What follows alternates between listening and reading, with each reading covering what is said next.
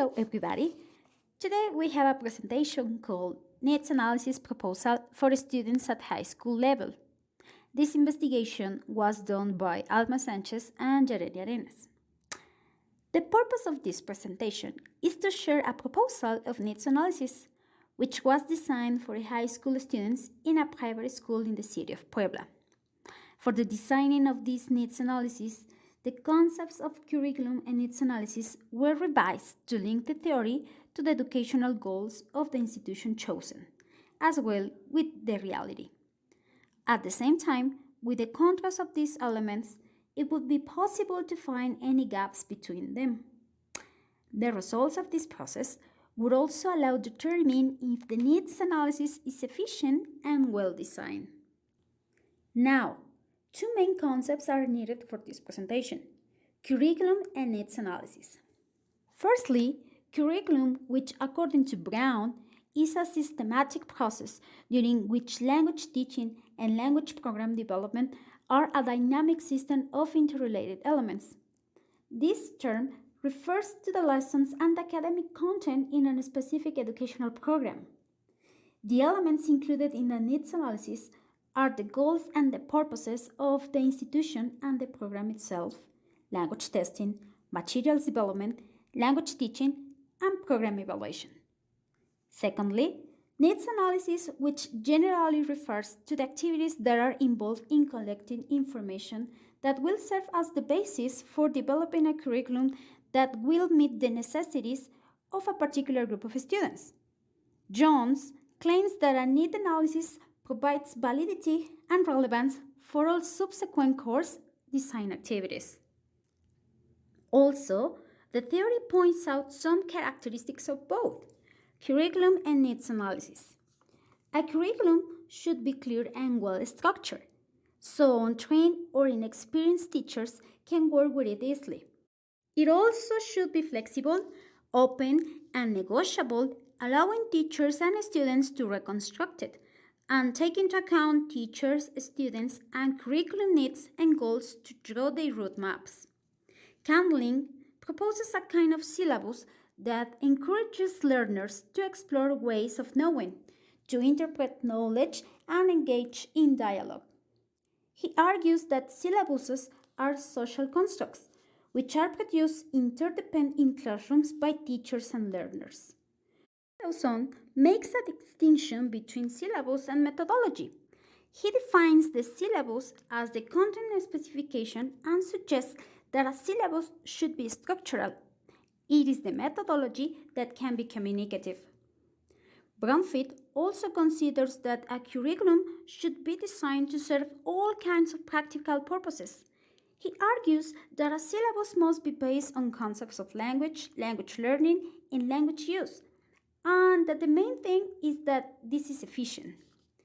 It must specify content linguistic, social linguistic, pragmatic, cultural, and be substantive. Regarding the second concept analyzed in this presentation, the literature review suggests that a curriculum needs to be designed after a needs analysis. A needs analysis has a vital role in the process of designing and carrying out any language course. A needs analysis collects and provides all the necessary information. Tell us about the necessities of the target situation with the necessity to get awareness of lacks of learners to fill the gap between the former and the latter. All in all, needs, wants, and lacks must be taken into account for a successful and efficient needs analysis and curriculum design. Now, let's talk about the setting. This private institution has been working for 28 years, and it has 3 different branches located in the city center. For this project, only one of them will be analyzed. This branch is the smallest branch and offers cheaper prices than the others. In this school, each class has 45 to 55 students who stay the whole day in their classroom. Therefore, teachers move around the school to get to their 50-minute classes. This school year, some changes were established and implemented as part of the institutional project to gain prestige and recognition in the educational field in the city. One of the original and ambitious objectives for students was to reach the B2 English level according to the Common European Framework by the end of high school. However, decision makers later realized that this was an unachievable goal and decided to work step by step. So, 25% of the students achieved a B1 level.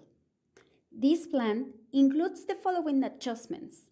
Number one, language certificates were considered and introduced as a form of achievement and gained prestige as a competitive and quality institution. Number two, after changing textbooks every year, they decided to implement a book from Cambridge University Press to meet their learning goals. Number three, decision makers use and match SENI descriptors with the Cambridge textbooks to set the language goals to be achieved in each level, from elementary to high school. Number four, later on, each branch applied a mock PET test to diagnose the level of students, and this would be applied at the end of each semester to monitor their development before the formal language certificates implementation. So, as you can observe, these were the first stages to change the way this institution taught English, but the results in reality differ a lot from what they had expected. For instance, an average student who wanted to get a B1 level would need to study between 401 and 450 hours according to the SENI. In this school, however, students only receive 3 hours of learning per week. That means that in a year, students receive between 96 and 100 hours of study. This shows that the learner who wants to achieve B1 level is really far from obtaining it. Therefore, the decision makers are not being realistic regarding the quality and time of teaching. Besides, they are not coherent about their decisions of using a PET mock exam, using an English textbook with SENI descriptors, if they have no intentions that the students achieve any of the Cambridge levels. At this point, it seems illogical that learners study English without a clear final language objective, but the following information may reassure or not this assumption. Now, for this analysis, it was just focused on one group from second graders.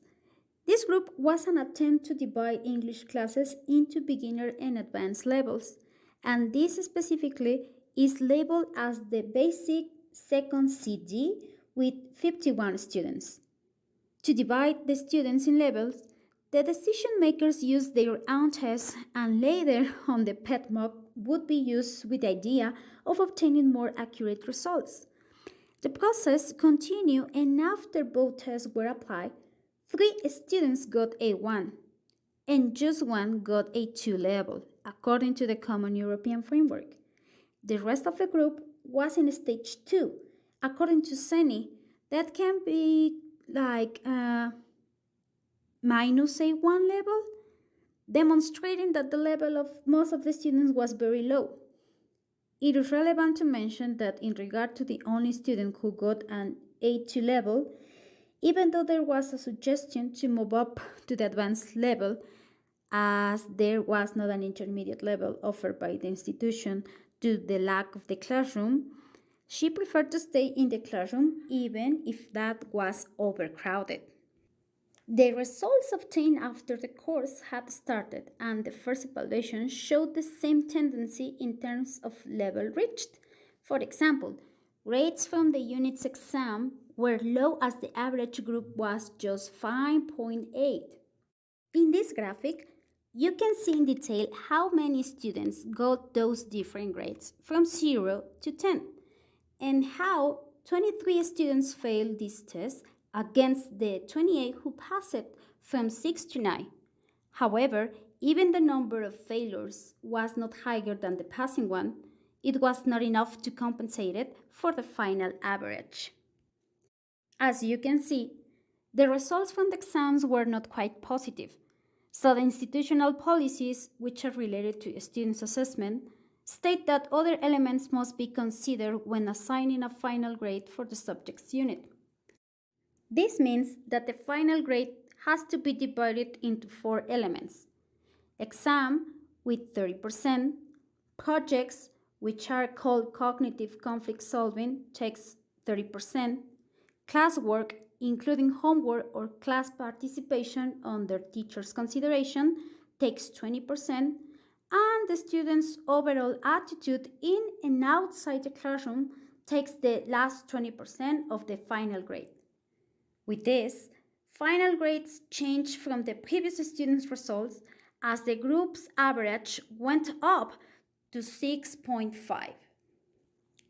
As a result, the proposed instrument for the needs analysis for the chosen private high school contains 23 questions, which are divided as follows.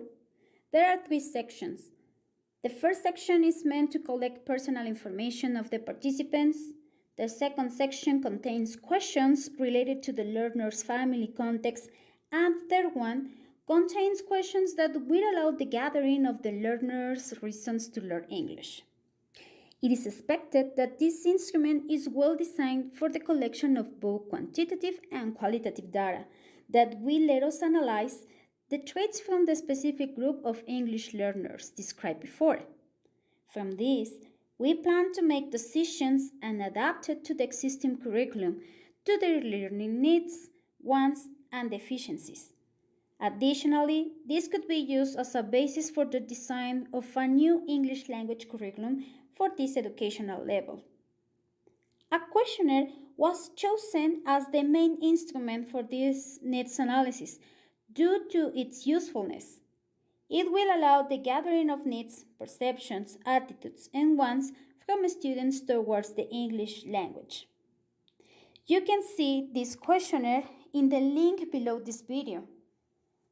Thanks for watching, and any comment or any kind of feedback is well received. Thank you. Hello everybody.